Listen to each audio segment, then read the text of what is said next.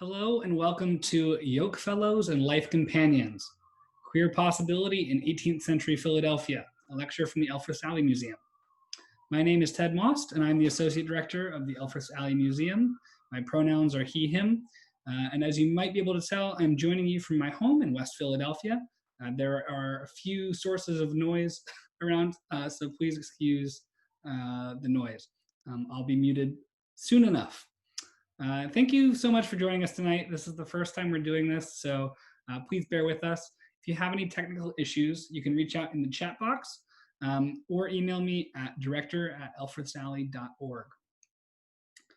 Before I introduce our speaker tonight, I wanted to make sure you all know about our ongoing Deck the Alley campaign. So normally we have a big open house event in the beginning of December, but since we can't hold that fundraiser this December, we're creating little digital gifts, which we're sending them out in weekly installments over the rest of the year. This next Tuesday, we're going to have a recipe for a classic wintry punch, and later editions will include a house tour of one of the homes on the alley, a mini lecture on a 19th century women's magazine, some music, and a special episode of our podcast, The Alleycast. You can find all of our Deck the Alley content at elfrethsalley.org/deckthealley. All the content is free, but if you are able to support us financially in this difficult year, you can do so at elfrethsalley.org/donate. Another way to support us is via our Patreon. This lecture is actually complimentary to those who have backed us on Patreon at the $10 level, and the recording of tonight's lecture will be added to the exclusive content we add each month over on that platform. You aren't familiar with Patreon, it's a way for people to support creators of content and a way for us to sort of share things with you. A moment ago, I mentioned the Alleycast, and if you've listened to the first few episodes of our podcast, you've already heard the voice of tonight's speaker. Isabel Steven earned her BA in history from the College of William and Mary in 2018 and has been working in history and art museums since 2016, including the J. Paul Getty Trust, the Valentine Museum, the Maymont Mansion. She is in the midst of earning her MA in public history at Temple University here in Philadelphia and currently works at the Philadelphia Museum of Art. This past summer, she worked as an intern for our museum and was instrumental not only in researching, writing, and recording much of the Alleycast's first season, but also kickstarted review of our museum's diversity, equity, and inclusion policies. Following Isabel's presentation, we will have a question and answer session, and you can submit questions via the chat box. Depending on how long Isabel's presentation goes, I think we can have a good half hour of Q&A. I'm going to just check quickly to see if I have any questions waiting in my email inbox or if anybody's trying to join us.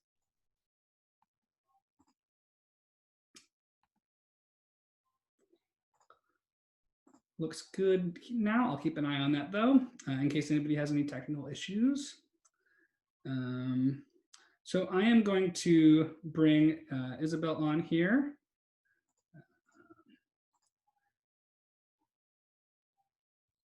And I will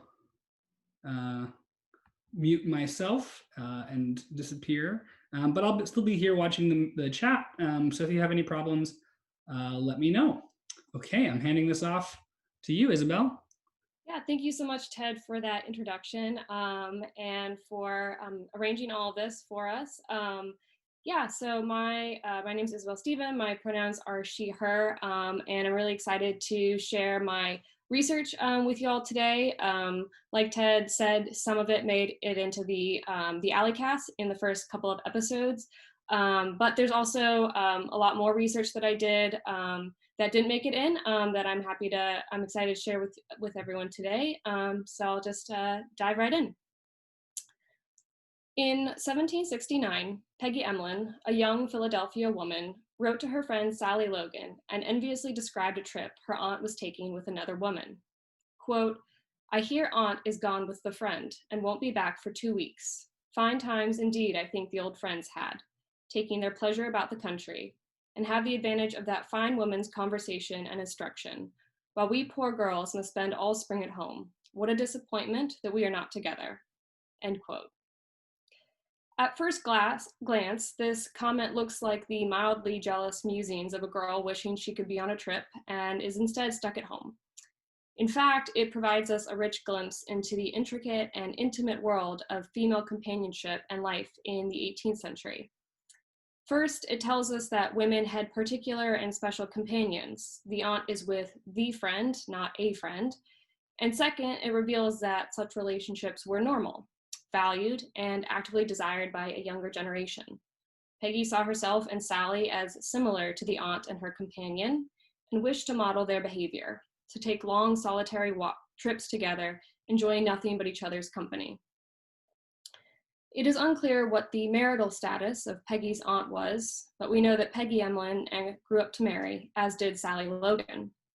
Although it's commonly assumed that women were defined by marriage, the work of several prominent historians has illuminated the variety of women's experiences and statuses in the 18th century Philadelphia. Between 1775 and 1800, only a minority of adult women at any one point in time were married and mistresses of their own households. If they weren't wives, they were within the household. They lived as an adult daughter, as a boarder, as a hired, indentured, or enslaved servant, or as a widowed or single head of household.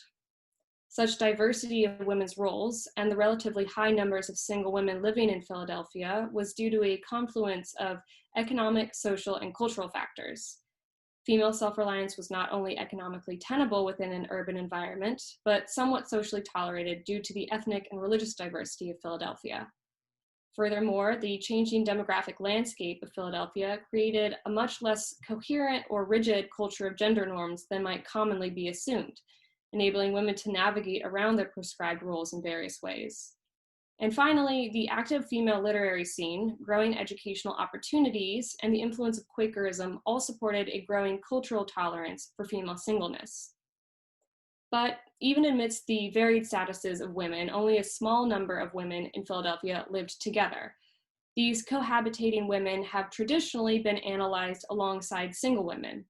And although they certainly should be understood within the social, economic, and legal context of singlehood, these women and their household arrangements also need to be conceptualized as a distinct mode of coupled existence. I argue that female partnered households should be considered queer because they operated outside of the heteronormative household structure of patriarchal authority and gender divisions of labor. They prioritized female relationships and they preserved female self-reliance. Furthermore, they did not exist in isolation, but participated in a much larger and long-lived web of queer female existence that valued and modeled female singleness, friendship, and economic independence. Informed by the larger urban economic world of Philadelphia, Quaker religion, social diversity, and the female literary culture, these women were able to conceptualize pursuing intimate female relationships, establish female coupled households, and exist as models of female partnership to other women. And so, rather than assuming any of these women were heterosexual until proven otherwise, given that heterosexuality is just as constructed as homosexuality, I operate from a position of queer possibility. Taking into consideration the sexual culture and conceptions of sexuality in 18th century Philadelphia, I consider homoerotic and queer behavior to be just as possible and as likely as heteroerotic behavior. My point here is to explore the many reasons why women would couple with other women, particularly within the context of a Philadelphia that was in the midst of the, quote, transformation of the colonial constructions and regulation of sexuality into the 19th century gender system. And so while I invite the consideration of queer potentiality, ultimately, my use of queer is to describe female coupled households is not to impart a specific sexual or gender identity onto specific women. Instead, it is to use it in its theoretical application, which unsettles and denaturalizes systems, institutions, and arrangements that are assumed to be natural. In this capacity, queer signals, quote, a practice of valuing the ways in which meanings and institutions can be at loose ends with one another, end quote.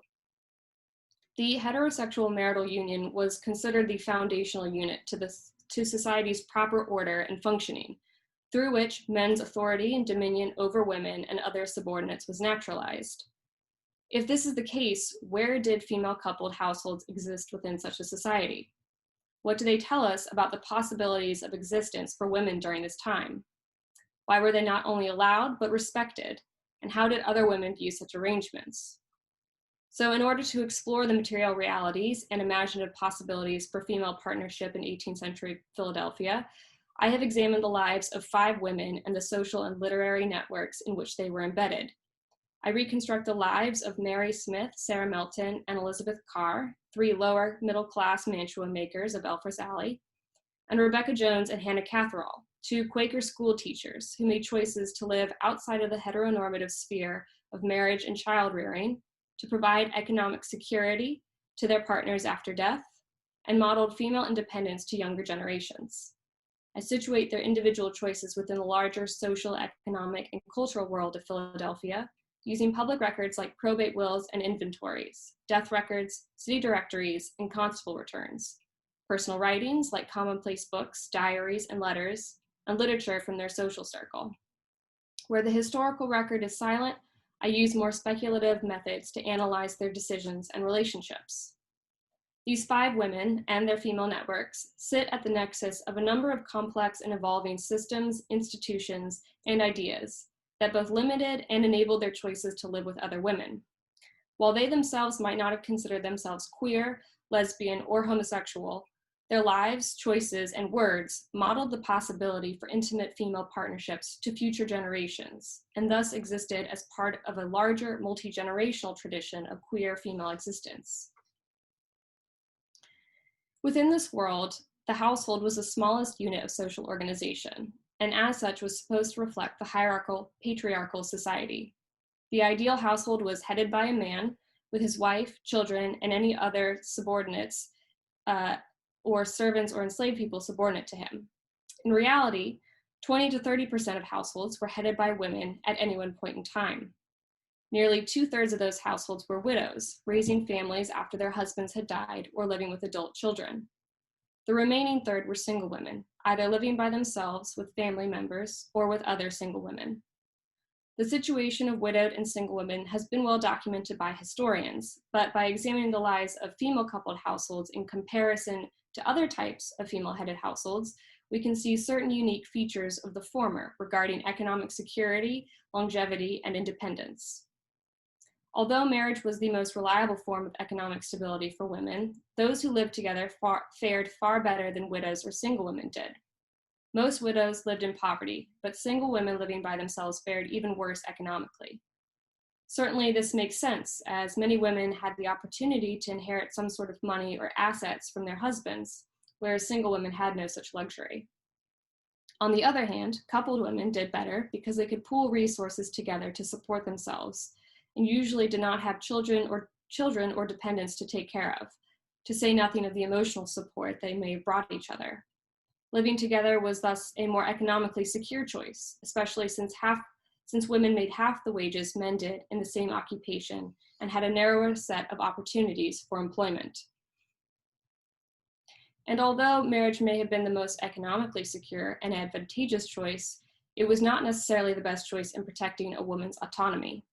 Single women, known as femme sole, had the ability to own property and do business in their own name, unlike married women who were designated femme coverts. However, for a woman to live on her own was marked by insecurity. For the most part, female-headed households were more short-lived than their coupled counterparts. These women tended to move frequently and change occupations, chasing an often elusive economic security. Female cohabitation, on the other hand, if not a guaranteed path, was at least a viable one for women to pursue in order to maintain autonomy and economic freedom outside the bounds of a male authority figure. So within the context of economic patterns and opportunities for female-led households, 3 mantua makers who lived at number 24 Elfreth's Alley in East Mulberry Ward for over 50 years were a remarkable example of stability and longevity for female independence. For these women, financial decisions and effective ties were closely linked. They did not just live and work together, but provided for their companions after death. In 1762, Mary Smith and Sarah Melton purchased a 2-story house, kitchen, and ground lot for £280 from Jeremiah Elfreth. Elfreth's Alley was situated in a less affluent neighborhood where many other lower middle-class merchants and artisans lived. The ward also housed a higher portion of female-headed households than the wealthier Chestnut ward to the south. Smith and Milton's ability to purchase a house outright and their profession as mantua makers put the two squarely in the lower middling class. It's unclear where they obtained the funds to purchase the building and the ground, but it seems most likely that they inherited money from kin, or if widowed, from a deceased husband. Of the occupations available to women like Smith, Milton, and later Elizabeth Carr, who would come to live with Milton after Smith's death, mantua making was one of the better paying occupations because it required a high degree of craftsmanship. The relative security of mantua making accounts for why most of the longest lasting female households in Philadelphia were engaged in this occupation. Between 1785 and 1801, 79 mantua makers lived in Philadelphia, most of whom resided in the more densely populated areas of the city, particularly East Mulberry Ward and Northern Liberties. Beside the women at number 24, Mary Harmon and her partner lived together on Vine Street from 1791 to 1819. Others did not manage such longevity. Jane Rogers and Hannah Robbins lived together for 3 years near North Front Street from 1801 to 1804 before disappearing from the city directories. And Susanna Bliss and Jane Harrison appeared in the directories throughout the years as mantua makers, boarders, nurses, teachers, and layers out of the dead. Life at number 24 was more secure. The two women quickly set up home and shop, operating their business from their first floor parlor. They catered to a variety of clientele based on the differing qualities of fabric that were listed in Milton's probate inventory in 1794. And Smith was able to purchase fire insurance from the Philadelphia Contributionship 2 months after buying the house, which proved useful when fires swept through the neighborhood a few years later. The fire insurance inventory taken in 1762 noted that Milton and Smith owned all their possessions in common, which may have been an indication for how they ran their household. Rather than a traditionally hierarchical arrangement, their union was an egalitarian one, in which both women shared tasks, responsibilities, and possessions. Although labor was not entirely segregated along gender lines at this time, men conducted the bulk of occupational labor, business affairs, and the more public-facing duties, whereas women tended to keep house, took care of children, and managed any servants or enslaved staff. Constable returns for 1775 did not list a maid working at the house, which means they were both cooking, cleaning, and caring for their home alongside their mantua making work. However, within the legal and civic realm, Smith appeared to be a de facto household head. She was named as the owner of the house, although both women probably contributed funds. The deed mentions both of them as purchasers, and pooling funds to reach the required 280 pounds seems much more feasible than Smith having such a sum of money on her own. Positioning Smith as household head ultimately may have been more of a bookkeeping necessity rather than a method of household structure. Beyond their living and working relationship, it is unclear what the nature of Smith and Milton's emotional relationship is. We have no documents in their own name besides wills that talk about it. Smith named Milton as her sister-in-law in her will. However, Smith called herself a spinster, as did Milton in her own will in 1794. Public records varyingly list both Smith and Milton as widows, spinsters, and mantua makers as their occupation, which makes it difficult to figure out what their marriage statuses actually were. Listing female household heads within city directories and constable returns as widows without reference to their occupation was common at the time, despite the fact that the majority of these women would have had to work to sustain themselves. There were times when an occupation was included, or conversely, the marital status was unrecorded, but the predominance of widowhood being listed as the occupational role indicated how a woman's status was conceptualized according to her relationship to a male figure. So, given that the majority of female-headed households were led by widows, the men making public records may have been operating under this assumption when they listed Smith and Milton as widows on these records. But if we attribute more weight to the documents written or dictated by themselves, then they were both single. If this is the case, having different last names while still being sisters-in-law makes little sense. Perhaps these women were concerned about public scrutiny and took steps to mitigate any potential scandal or charges of cohabitation by describing themselves as relations. Such charges were not unknown. In 1792, Anne Hannah was brought before the prisoners for trial docket on a charge of cohabitation with a Margaret Marshall and released the same day. Although we don't have any other information about this case, it is clear that cohabitation by women could be considered punishable by law, and Smith and Melton may have been aware of this fact. At any rate, even if they were sisters-in-law, being related by marriage does not preclude the possibility of a romantic or erotic relationship. Historian Mark Kahn argues that outside the bounds of patriarchal households, quote, unpoliced women were also positioned to establish non-marital sex lives, end quote. Although Kahn centers his discussion on heterosexual behavior, pointing out the dangers of, quote, disrepute, unwanted pregnancy, and poverty when their male partners deserted them, end quote, it was just as likely for Smith and Melton to have established a non-normative sex life with one another within the confines of their own home. Whatever the specific nature of their relationship, the two were close enough that when Smith died in 1766, she named Melton sole executrix and inheritor of home, business, and property. By bequeathing all property to Melton, Smith enabled her to continue living at number 24 until the end of her life in 1794, 28 years later. The transfer of property was one of the most effective strategies for maintaining female independence. When we compare the length of time female couples stayed together, those who owned their homes stayed together longer. Moreover, such a practice, in effect, disrupted the normative and traditional patriarchal household that was such a foundational unit for social organization. Household structures were propagated through inheritance practices, which were, quote, intimately bound up in the institution of marriage. Real estate passed to sons, whereas personal property or money was gifted to daughters. However, in this case and others like it, women transferred property not to a male heir or even a family member, but instead to a female companion, who then became the legal head of household. For Smith to leave the house to her female companion was thus at odds with normative arrangements and modeled a queer household arrangement to Melton, who would perpetuate it herself. Owning the house was one of the key successes to the longevity of Melton's independence. Although she had to pay taxes, she did not have to worry about paying rent, unlike many of her fellow single women in the neighborhood who rented their homes. This was particularly helpful since Melton could only do half the work that she and Smith would have accomplished together. To supplement her smaller income, she often took on a boarder who lived on the back lot of the property.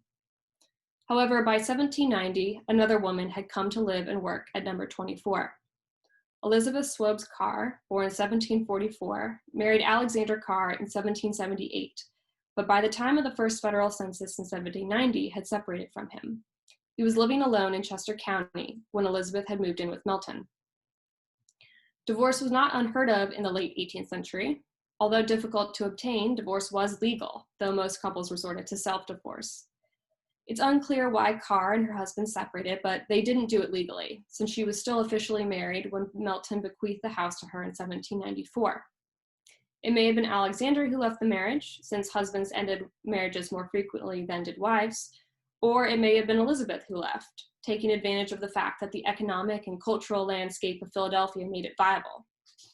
Or else the two may have dissolved their marriage together for any number of personal reasons, the most common of which were physical abuse, economic disagreement, and sexual misbehavior. And they may also have come from an ethnic or religious background in which self-divorce was commonly accepted. Carr was a common surname in both Scotland and Ireland, both of which had strong common law traditions that supported self-marriage, self-divorce, and remarriage. But whatever the initial reason for separation, Carr came and stayed at number 24. As Smith had done, so too did Melton decide to leave her home, business, and property to her, quote, friend Elizabeth Carr upon her death. In fact, Melton took particular care to exclude Elizabeth's husband in the will, ensuring that he would get no part, either assets or debts, of what Elizabeth inherited. Ultimately, Elizabeth could not fully separate herself from her marriage to Alexander. Although Melton had been able to legally inherit the house because she was single, Elizabeth was married and therefore could not. Even if she was separated from her husband, she still retained her femme covert status, which stipulated that as a married woman, she and her husband were legally one. In other words, only her husband could own or inherit property legally.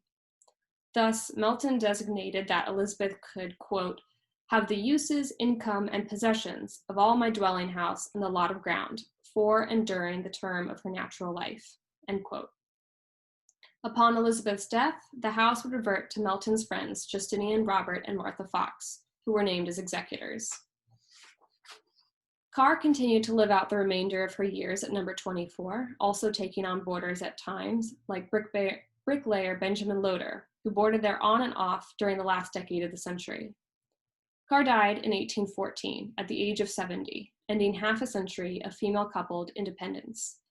The key components to this economic independence were secure work, the initial ability to purchase a home, cohabitation, and Smith's choice in her will. By leaving Melton all property and possessions, Smith acknowledged the importance of their relationship and her desire to provide for Melton after her death. Such a choice became a model for Melton to follow, one which provided for a close female companion and preserved female-coupled queer households. Just one street north from where Smith, Melton, and Carr lived, another couple made their home. In the house where she grew up on Drinker Alley, Rebecca Jones ran a school for Quaker children with her partner Hannah Catherall for over 20 years. Born July 8, 1739, and abandoned by her father William Jones when she was an infant, Jones was raised by her mother Mary, who supported her family by running a school. Mary headed the household for 20 years, aided by Rebecca in running the school, and without help from Rebecca's older brother. When Mary died in 1761, she passed the home and school to Rebecca rather than her son. Such a decision ran counter to prevailing custom, which dictated that sons inherited property rather than daughters. Furthermore, her mother's capability in sustaining the family despite her father's abandonment probably influenced Rebecca's own outlook on marriage, single life, and the ability to economically support herself. Even if Mary was forced into singlehood by her husband's actions, she modeled an endurance and tenacity for Rebecca, who would never marry, taking only women as her partners throughout her life. Jones saw other models of female independence and partnership in her youth as well. Against the wishes of her mothers, who had raised her Anglican, she increasingly began to attend Quaker meetings. Often feeling out of place, Jones' involvement in meetings was hesitant at first. However, she was drawn to Catherine Payton, a female minister visiting from England with her companion Mary Peasley. Concerned about her, quote, many and deep transgressions, Jones wrote a letter to Payton asking for advice and spiritual guidance, to which Payton responded kindly. Payton's reply was so important to Jones that she copied it out fully into the account of her convincements decades later, a convincement being an account of religious conversion. When Payton and Peasley returned to England in 1756, Jones grew despondent and, quote, indifferent toward intending meeting, end quote, grieving the loss of her friend and spiritual mentor. Her affection for the two appeared not to have diminished over time, as her commonplace book contained a letter written to Payton describing the death of Peasley shortly after the latter's death. Toward the end of her life, Mary came to accept Rebecca's choice to join the Society of Friends. Throughout 1761, Mary's health was failing, and Rebecca had to care for her in the evening while shouldering most of the school responsibilities during the day. She was reluctant to do so permanently after her mother's death, hoping to find, quote, some other way than keeping school for a livelihood. While writing her convincement years later, she reflected upon the different options that were available to her. It is striking that Jones at no point considered marriage as an option during what would have been a highly stressful and economically unstable period of her life. A husband would have provided her with economic stability and would have relieved her of the task of continuing to run the school. Perhaps there were no suitable men, or she did not have any offers, but if that were the case, it is interesting that she did not mention it here. Or maybe her father's early abandonment of her mother made her uneasy to marry herself. Within this personal context and the larger culture of female singleness in Philadelphia, it seems likely that Jones did not see marriage as an attractive option, despite its economic advantages. Furthermore, the choices that she continued to make throughout her life reflect this attitude. She continually valued her female friendships highest, from Catherine Payton in her youth to Bernice Chapman, the partner at the end of her life. Despite Jones' initial reluctance, she continued operating the school after her mother died in September of 1761. It was the easiest option since she knew how to do it, had little time to find another livelihood, and because Catherall, a young woman from a prominent Quaker family, joined Jones in the business. Catherall's involvement was especially helpful to Jones, as she had grown too weak from caring for her mother and the school to continue laboring on her own. Working together, the two were not only able to maintain a school, but also to increase the number of students and earn a sufficiency to live comfortably. 5 students were transferred from another Quaker school run by Rebecca Burchell, who died in 1763. Having run the school since the 1750s, Burchell had taught Quaker elites like Elizabeth Drinker and Hannah Callender. Drinker, in turn, sent her own children to be educated by Jones and Catherall. Many of their students remained enrolled for many years, and although similar to other Quaker schools, it was impressive for the time. If we assume their school was typical of the 12 that were within the Quaker system, which the Quaker overseers of the public school surveyed in 1765, then over half the students were enrolled for 3 years, and 1/3 were enrolled for 4 more years. The stability of enrollment would have provided economic security and peace of mind to Jones and Catherall. The two women had other means of economic security besides running the school. In 1775, fellow spinster Deborah Morris died and left her house to the pair, which they appeared to have rented out, earning £60 annually. Like the mantua makers of Elfreth's Alley, the bequeathal of property from one single woman to another provided greater ease for living autonomously.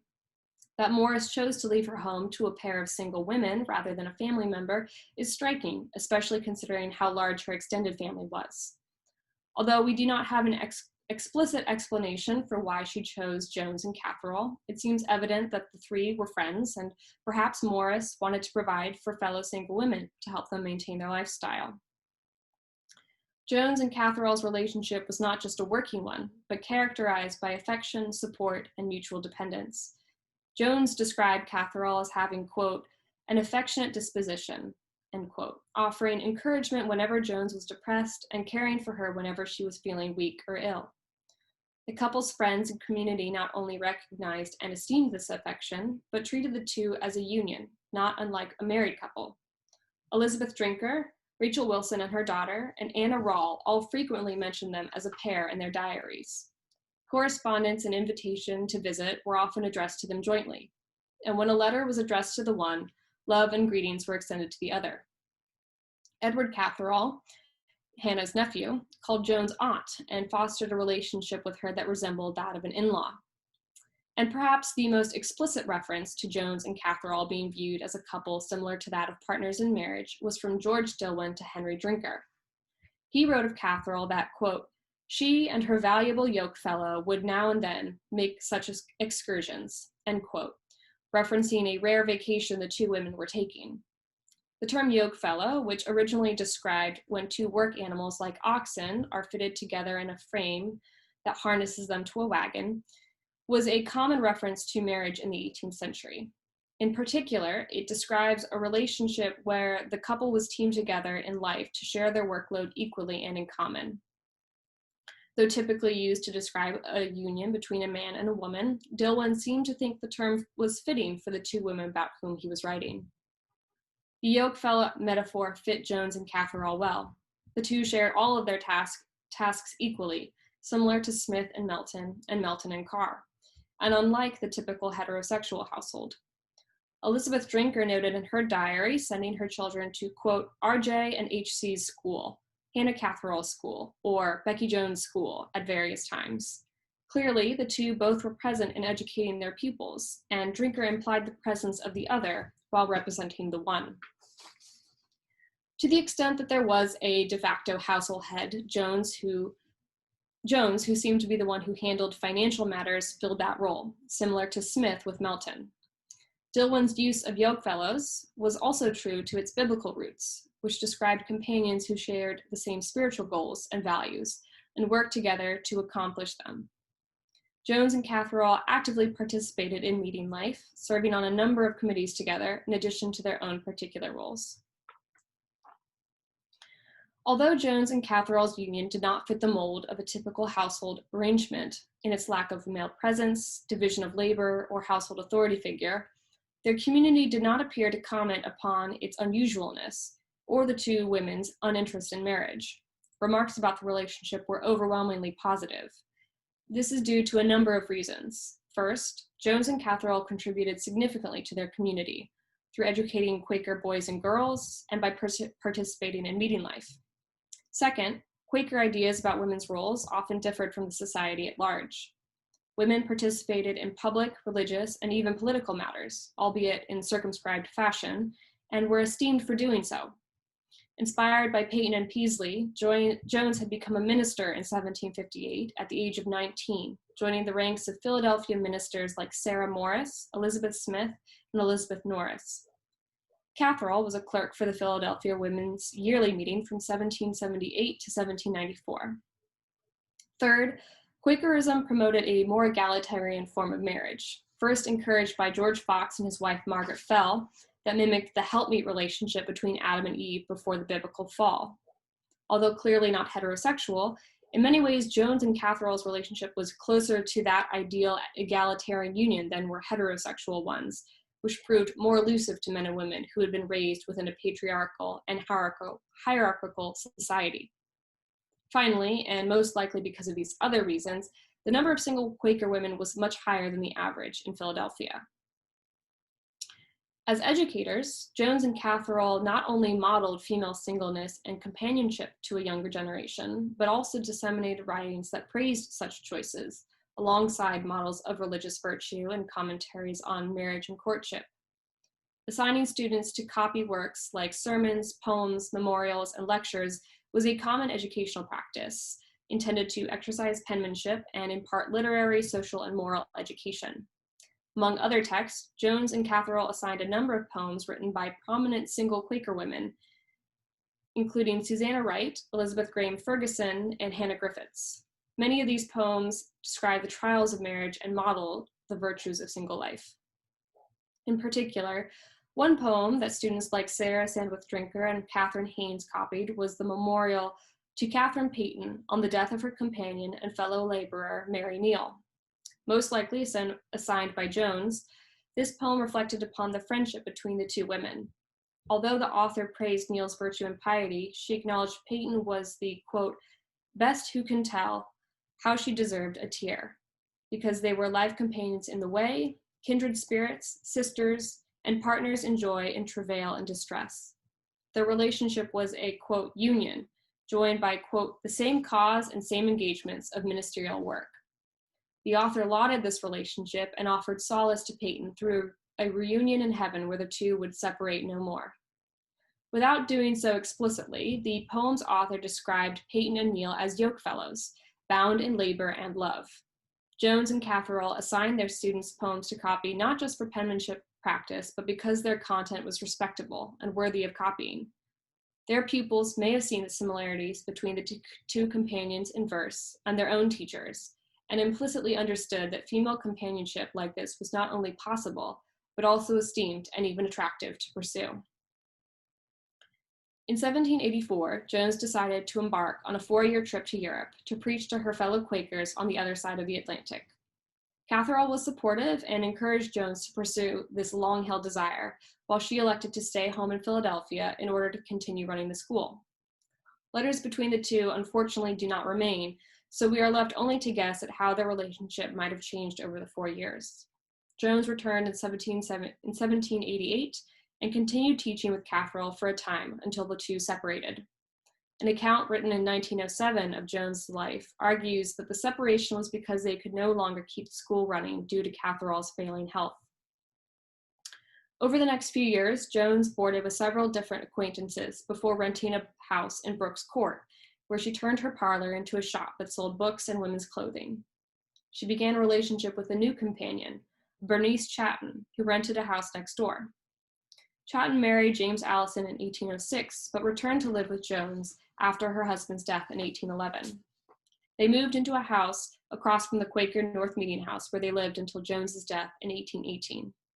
The relationship seems to have had a similar character to that of Jones and Catherall.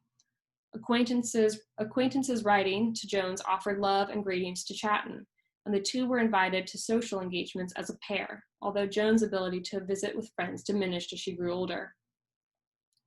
Ultimately, Jones's life was characterized by her multiple and intimate female relationships, her remarkable ability to maintain an independent life to foster those relationships, and her choice to model that life to her students through the work she assigned and her relationship with Catherall. When we consider the number of women who not only valued intimate female relationships, but found ways to live with and provide for their companions, we are forced to disrupt many commonly held assumptions about familial and household norms. If society was supposed to be male-dominated and hierarchical, why were female-coupled households not maligned? Why instead were they praised and valued by the community at large? A partial answer to these questions may rest in the rarity of female-coupled households. The numbers, while not negligible, indicated that such households were a small minority of the population. Indeed, the low numbers may have reflected the difficulty in gaining and maintaining economic independence from a man. Thus, one way to make sense of why these female-coupled households is to recognize that they did not threaten the overwhelmingly male order. The second way to understand the relatively esteemed position of these female-coupled households is to focus on the stature of their occupants. Jones and Catherall taught a generation of children, and they preached and participated in Quaker meetings. Melton, Smith, and Carr had socially respectable positions as mantua makers. If they were unusual for their decision not to marry, they may have made up for it by what they gave back to their community. Even so, these women walked a tightrope of gendered assumptions about a woman's role in the public sphere, her position within a patriarchal society, and the arrangement of her household. Even if few and far between, by considering the lives of Catherall and Jones, Smith, Melton, and Carr as examples of queer existence, the realities of 18th century Philadelphia's economic and social world come into sharper focus. Rather than merely attending to the idealized vision of social organization, we can begin to uncover a fuller image of household arrangements and how individuals, couples, and households navigated, grappled with, or abandoned normative forms of living. Moreover, we see how forms of queer existence ran both concurrent with and operated against prevailing norms. The lives of these 5 women illuminate how female-coupled households were both embedded within the larger normative society and connected, even if tenuously, to a queer female network.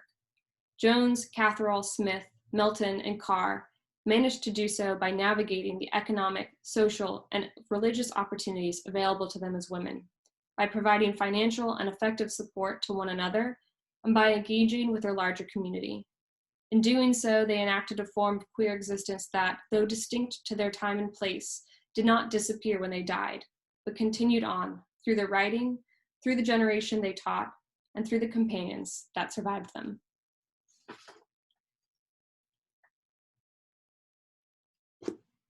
And that's what I got. Thank you so much for that, Isabel. That was really great. I learned quite a lot. I hope the rest of you all did as well. Now we have plenty of time for questions, and I assume some sort of answers. That the A assumes that answers will be had.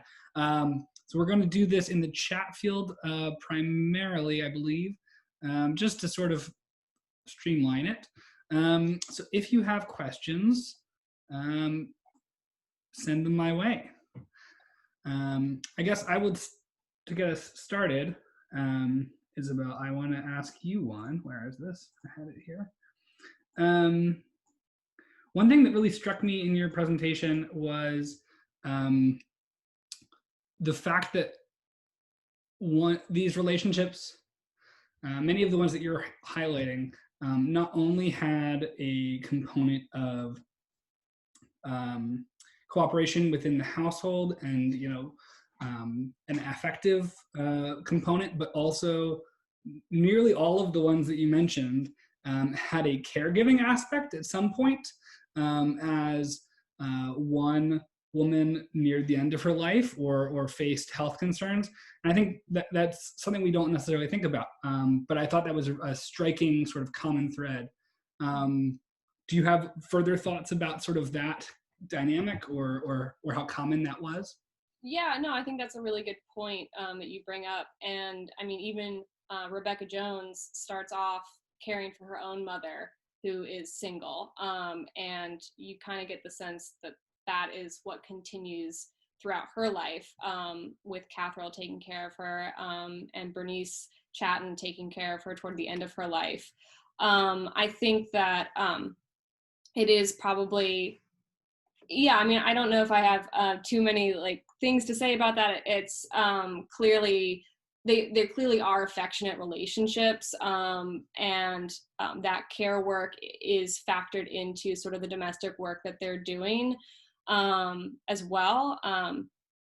But I think it's also probably, you know, a woman who is more well-established, like Melton, she has this house, she knows the work that she's doing, was probably teaching a lot of her mantua making skill to Elizabeth.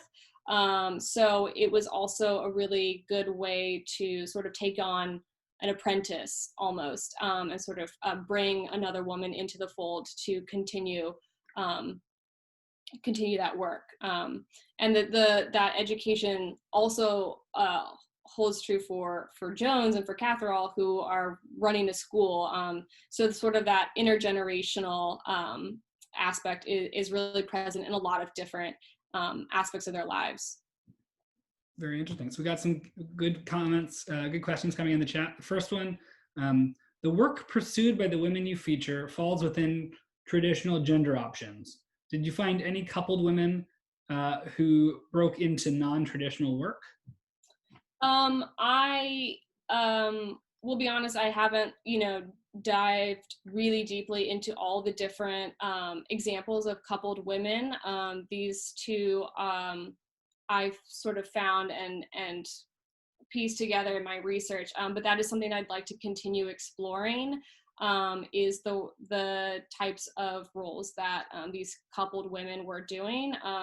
There is a couple right at the beginning when I was talking about sort of the different roles these women were sort of working as, like mantua makers, layers out of dead, they were nurses, all sort of still traditionally women's work. So I'd like to find some more examples, but that's ongoing research for me. Mm-hmm. Yeah, sort of a connected question about the teachers. If the school teachers had married, could they have carried on their jobs as teachers, or would they have had to resign their roles? Was teacher specifically an unmarried woman's job? That's a great question. I actually am unsure. I do believe that it was pretty typical for once a woman got married, she would sort of resign and sort of take a step back from such a public facing role, because she's now sort of under the auspices of her husband. Yeah. Yeah, very interesting. I mean, I'm just thinking about stories I know of teachers, you know, in 18th and 19th century America, male or female, and often those stories are of itinerant teachers, or there's a sort of a transience to teaching. And then another question, sort of specifically about mantua making. Was there anything you found about why mantua making was a particularly attractive sort of occupation, or seemed to go hand in hand with these female couples? Yeah, so mantua making was one of the higher paying jobs for women at this time. Relatively speaking, it still was fairly low wages, but it is one of the higher paying ones. And so it's because of the skill that's required. I mean, they're basically crafting these really elaborate garments for women. They're gowns basically. So you really have to know how to fit and piece all of the different panels of the dress, working with different types of cloth and material, doing a lot of different elaborate stitching and quilt work. So it's a really attractive option if you know those skills. And again, there's, you know, Elizabeth probably learned a lot from Sarah Melton on the, you know, while she was living there, you know, because you had to get training and apprenticeship. So, you know, it's probably that those women who are able to stay together, part of the reason they're able to stay together is because they are working in a job that actually provides them with enough money to pay rent and live autonomously rather than sort of, having to get married or take on another job. The other thing as well with a lot of the sources I was working with is that looking specifically at women who were listed as their own household heads. So they had this degree of autonomy that's listed within the directories. So there are probably a lot of examples of other women, other couples, or networks that are perhaps not actually listed as heads, that are still carving out lives and eking out existences for themselves, doing other types of work. Yeah, I think that makes a lot of sense. And this is another connected question, sort of, in that about mantua makers. Were mantua makers as sort of a set across the board able to evolve with changing fashion? I would also add in here changing sort of technology perhaps, but did the success of the strategy end as consumer tastes changed? Do you have any thoughts on that? Yeah, that sort of moves out of the scope of the direct research that I was doing, but it looks like seamstress and tailoring work does continue to offer a lot of opportunities to single women throughout the 19th century, and then even up until the 20th century, garment workers working in the factories and things like that. So maybe not in the same way, women are, maybe not in the exact same way of artisan work as fashion becomes, as things get more mechanized. But that world does continue to offer a lot of opportunities for women, for people trying to strike out on their own. So yeah. Yeah, I agree. I think there's one reference that I have read about mantua makers in particular sort of posits that they were able to become mantua makers by previously, as younger women, doing other kinds of sewing work. So being seamstresses and tailors sometimes is what they were called as well. And I think in the long 19th century and into the 20th century, that demographic of young women doing relatively unskilled labor probably became more prominent. But my guess would be that there were probably always ways for women who made it through that sort of relatively unskilled work to then carve out niches as with more skilled work. I can go on about the way that Philadelphia's garment industry changed. But I got a really interesting question here privately from Sean, which is, he asks, essentially, how does understanding this, the queerness of this partnership of Sarah and Mary specifically, and Elizabeth at 126 Elfreth Alley, which is our museum, how does understanding the sort of dynamics at play, what we know and what we don't know about the relationship, what opportunities does that give us as a museum in terms of how we engage with the public?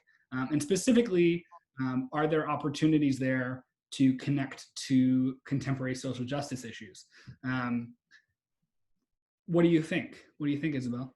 I'll tackle the first part of that question first. I think that the questions that these women raise, and that this possibility of queerness, a queer aspect of their relationship, offers a really great opportunity to engage with what people think they know about how families organize themselves in the past, and the family unit as a whole, particularly like the nuclear family, being such a relatively modern concept, but one that we think of as very enduring. So I think can offer a really great entry point into discussing different types of families, different types of households, how people have lived and sort of made their lives with other people, whether that's their family or chosen companions. And I think that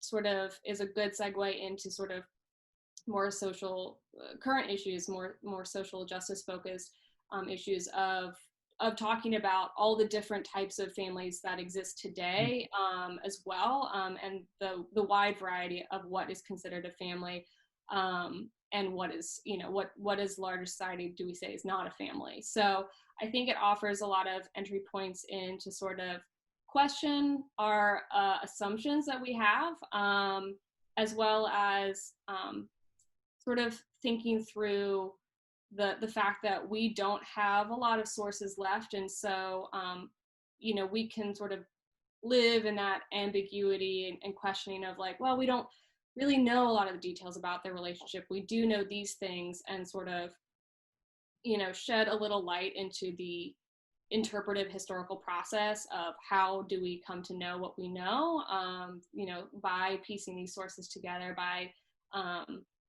really thinking through these things and questioning, and sometimes just leaving it sort of an unanswered question. But yeah. Yeah, I think you hit on a lot of things. It was a little unfair of me posing that to you. I'm always happy to have your input, and I think it's been really valuable having you involved in the museum. But it's a little unfair to put that on you. But I think you touched on a lot of really important things that I also value about the museum.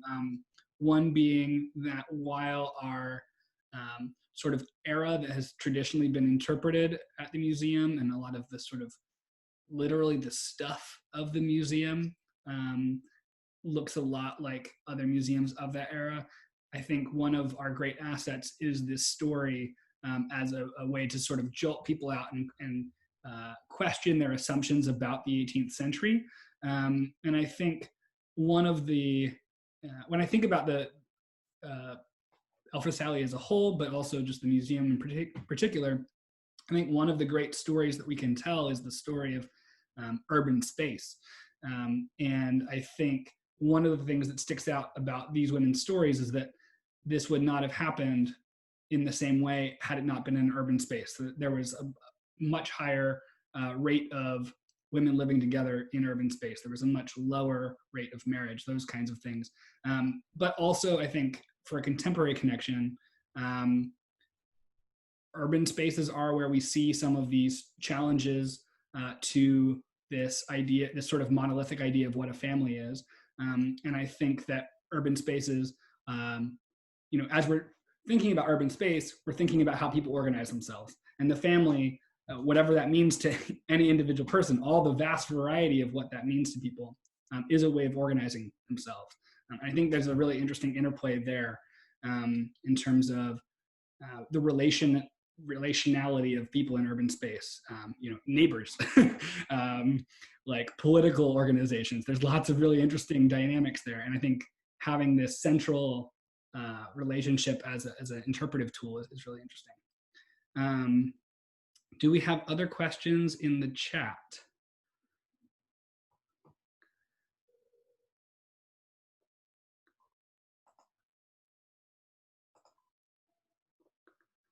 One thing that I asked, I don't know if any or all of you saw the interview that Isabel and I did as sort of a teaser for this lecture, but I want to sort of bring back one of the questions that I reuse it, as it were, that I posed to you in that, which was, I asked if there was an object that you would use in the museum to specifically talk about this sort of the partnership aspect of their lives. And you said, from the inventory in 1766, you know that they shared a dresser.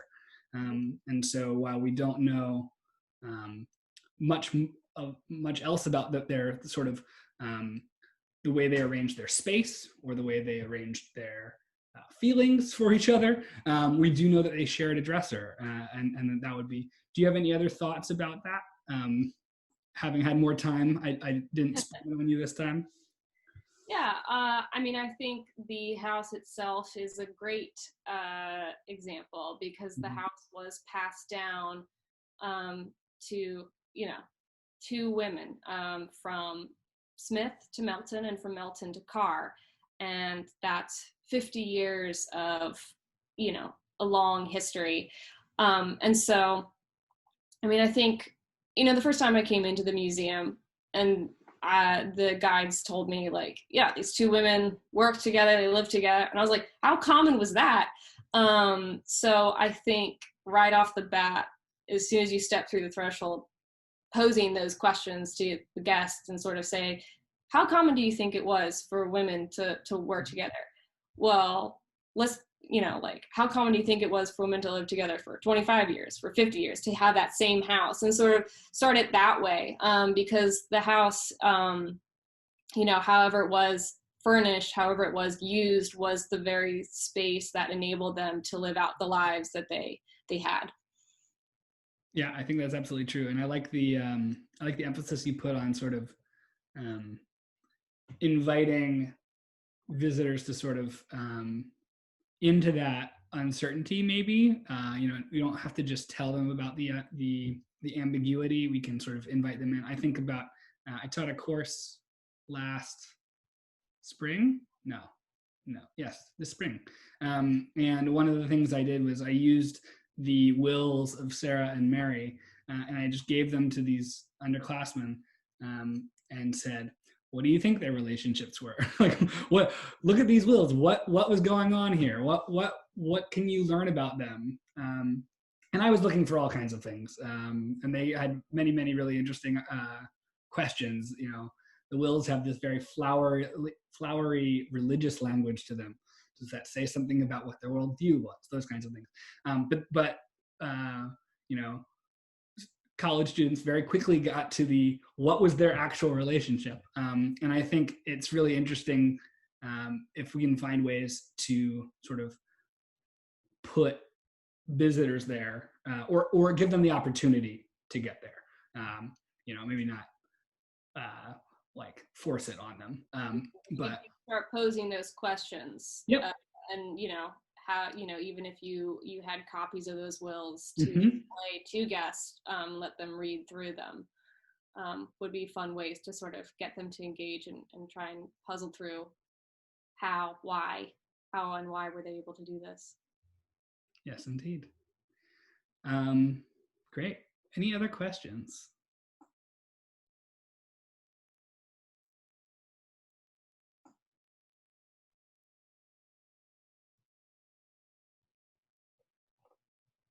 I'll give it a couple more minutes in case somebody's feverishly typing something out.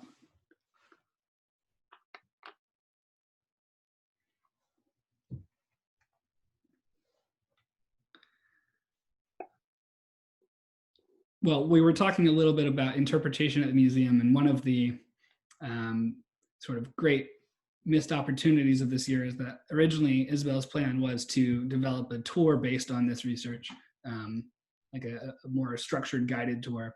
And of course that didn't happen in 2020. But I hope that we can work together on that or find a way to make that happen in the coming years. Absolutely. Yeah, I would love to do that. I think the podcast was a really great, second plan B. So, yeah. Ooh, interesting comment from Sean. I think is really fascinating. The boundaries between public and private are always so fantastic at the alley. This doorway and the space between the front room and kitchen and stair just got much more interesting. I think that's absolutely true. What do you think, Isabel?